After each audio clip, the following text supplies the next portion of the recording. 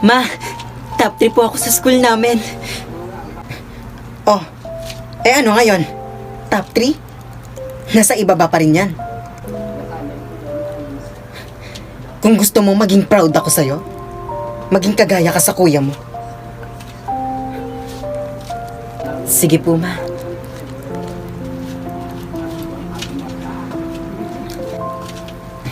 Ma, alis na po ako. Punta na po ako sa school namin. Oh, mabuti at aalis ka na.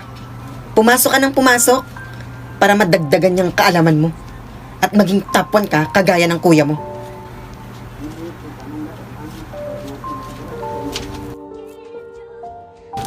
Ma, nandito na po ako.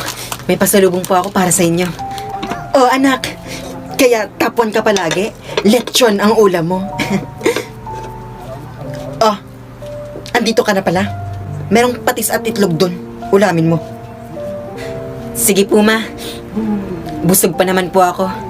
Bahala ka.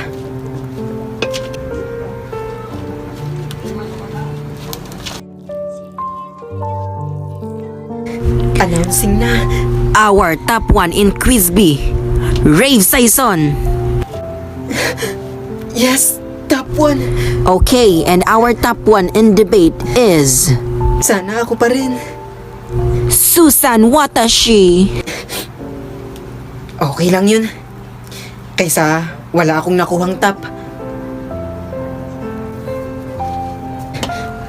Ma, graduation na po namin bukas, ha? Punta po kayo. Tignan ko kung makakapunta ako. Top 3 ka lang naman eh.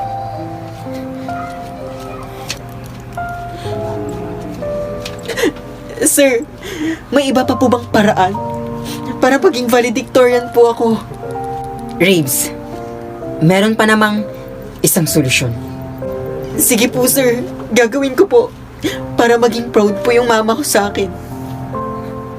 Dapa.